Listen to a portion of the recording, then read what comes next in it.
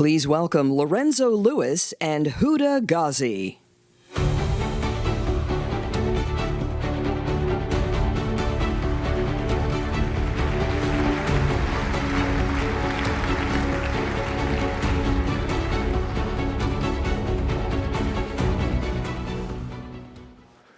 When I was 6 years old, being too young to stay at home alone, I would catch the bus to my aunt's salon every day after school. I wanted to play outside, but instead I had to listen to life stories of everyday people that came into my Aunt Daisy's beauty salon, The Village in Little Rock, Arkansas. My Aunt Daisy was hardworking and compassionate, and her salon, though small, was illuminating. My childhood was triggering and overwhelming at times, but it was also beautiful. Those days spent in her salon showed me that people can make a difference in the life of others just by a simple gesture, in a decent conversation, and it made me realize how a single moment seated in a salon or a barber chair has the power to create lasting impact or even a movement. So if I ask you to close your eyes and think of Africa, I bet most of you would see giraffes and safaris, or probably kids barefoot running in the dust. The cliché of Africa is really a succession of tragedy, famine, epidemics. But the reality is that those challenges are tremendous. As of today, 1.3 billion Africans, representing soon 25% of our population, and in 2100, 1/3.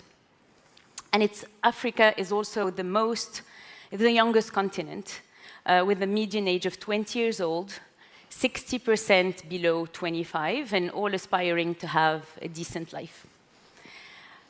Africans are still poor, mostly. Poor access to clean water, energy, transportation, food security, and above all, the biggest tragedy is poor access to education. That is not inclusive of the large bottom of the pyramid.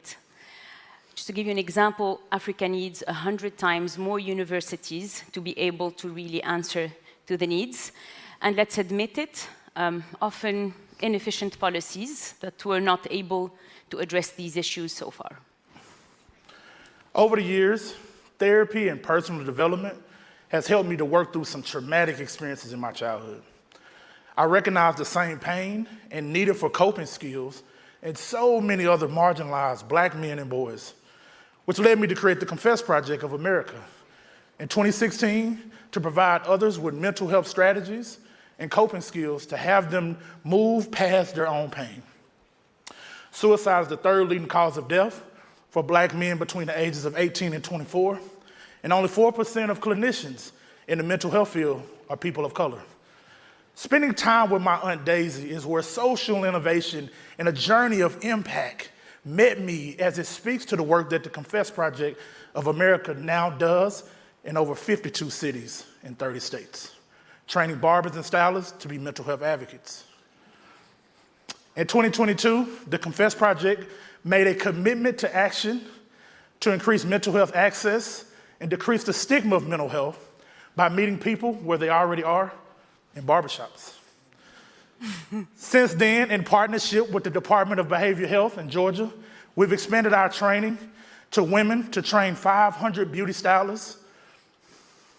50% of the barbers and stylists have gone through the training are better informed about mental health than they were before. Because of the support of CGI, we have expanded a recent partnership with the Walmart Foundation addressing juvenile justice strategies in Arkansas. We've also formed a partnership with Truist Bank to help expand our curriculum across the Southeast in 20 barber schools. I am proud to share with you that the Confess Project of America is now reaching 3.8 million people annually through our training of network of barbers and hairstylists.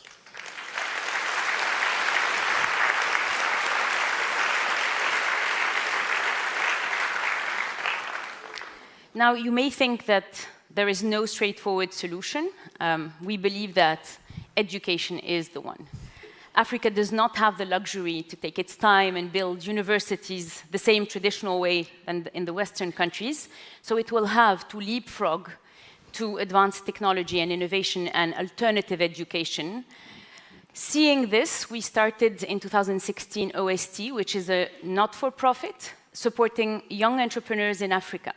We started in Tunisia, and together with Columbia University, we built a program that targeted 100 youth, trained every year, mentored them, offered them an international exposure, and we scaled the model slowly through the whole country, targeting all universities with hundreds of faculty that were all trained to help us in our mission.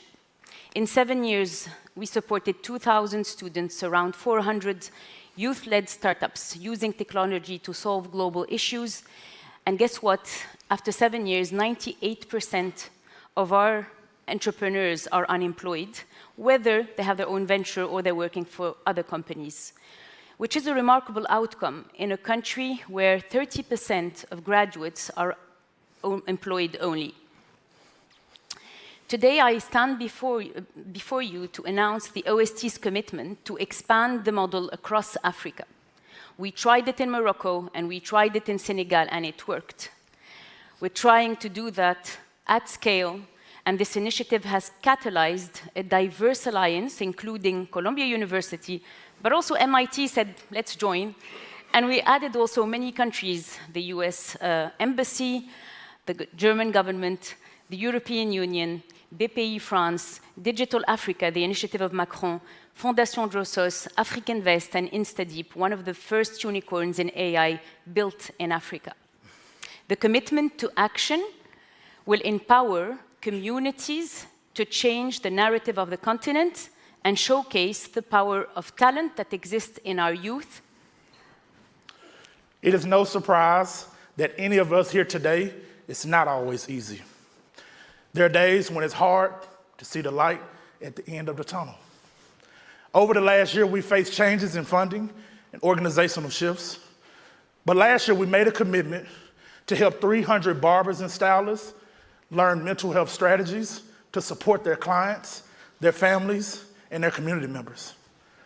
And with the support of this community, we will see our commitment to action go to create a culture of mental health for communities of color. In times when I start to lose hope, I remember the compassion that I felt as a young child with my Aunt Daisy. We must all remain compassionate and resilient. We have to keep going.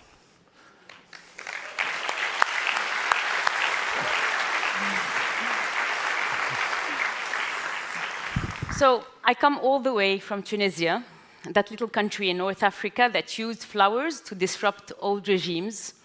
Some of you know us as the creators of the spring, but in reality, we want to create the entrepreneurship and innovation that is built in Africa. Tunisia offered its name to Ifriqiya. Initially, it was called Ifriqiya. And as of today, I'm very humbled to use my voice to make the case of our youth. I've never thought one day His Holiness would open the floor to me and my friend Lorenzo. I think we can retire, Lorenzo. Yeah. But I also never thought that we could transform a national competition into an African ecosystem, recognized, globally connected, and changing the narrative of Africa with Europe, the US, because Africa is the future. We refuse to believe that there is no solution. There is no curse. There just needs to be a shift in the paradigm. There needs to be new solutions, and we are witnessing this shift.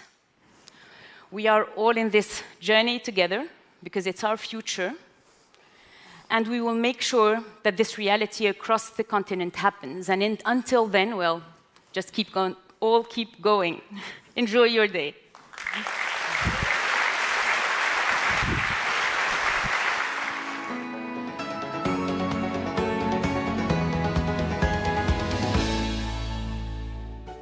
I could not be happier that I've had a chance today to see firsthand what is happening here at the Foundation for Recovery.